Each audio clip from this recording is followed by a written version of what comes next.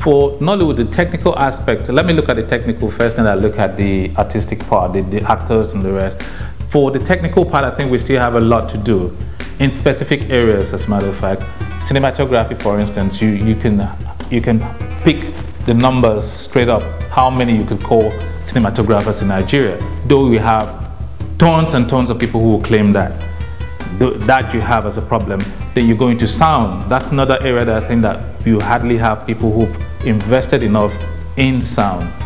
I'll give you an idea. When I did work placement at BBC 3 at the West Midlands, Pebble Mill, they took me, the first day I got there, they took me into the sound studio. The sound mixer was very wide and large, and you can imagine that they had two people working on this sound, a lady and a guy. It looked like they were a boyfriend and girlfriend playing. It was just fun because the way they were swiveling on those chairs, moving, and then the equipment was just running up and down. It blew my mind. And I remember when they told me that, wait, we want to show you something great here. And that was just sound. And I think just that mixer was approximately 50 or 60,000 pounds. That's just for a mixer. And that's just for one station. And there are many other stations of BBC. So you can begin to understand where the problem comes in now. I came back to Nigeria. When you see a sound studio, it's just one little box and all that. Yes, sometimes you need you could use your little things to make, but dude, let's call it a spade. If a manufacturer makes an equipment that costs you $100,000 and you want to achieve the same with a $5,000 equipment, you think it's possible? We know sometimes you're as good as the person, but then again, imagine that person now being given that kind of equipment and you being given your $5,000 equipment when you don't have the same expertise. There is always that disparity. So, and then that also comes to training. Most of the people in the industry don't want to get trained in specific areas. Everybody wants to be a director, everyone wants to be a producer, everyone wants to bear that big name of, I'm the cinematographer and the rest. What happened to being a production manager? What happened to you being just a production assistant and doing a good job at it? A focus puller. That particular area, take the focus puller for instance.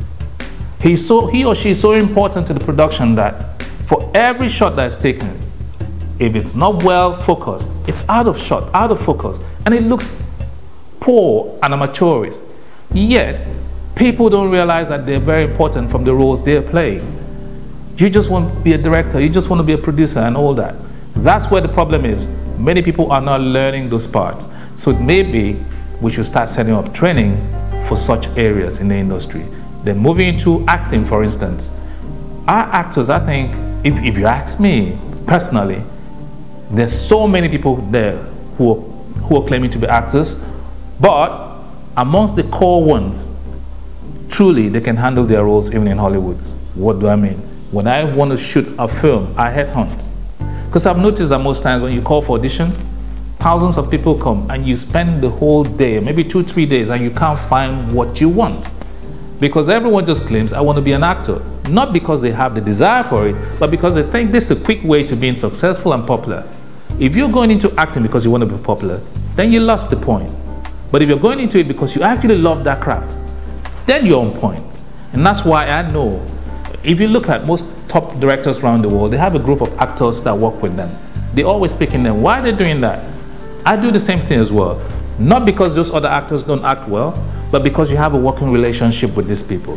Here you are on a set, you're working with someone, the person leaves without even telling you, disappears from set. And then a whole production is brought down to a standstill. How's that going to work? Sometimes you call the person, they say, I'm on my way. The person is in Ghana and you're shooting in Nigeria. So how are you going to get that going? So those relationships too are a problem. So it's not just knowing how to act that's a problem here in the industry, but having the right attitude, which is a big, big problem. And that attitude, as a matter of fact, just before you cut off, let me point out the biggest problem in the attitude, the desire for money. You don't have to make 20 films at the same time. Pick one that is good and do it. Because if you're doing 20 films at the same time, when you're jumping from one set as Adesua, if that's your role as Adesua here, you go to the next film, you're John, you confuse it. Now, calling the girl Adesua there, sorry I had to call her, but because I sent to her manager once that, look, she's always on point when every time I'm setting my camera, it looks like she knows where she's going to. And there are actors like that around.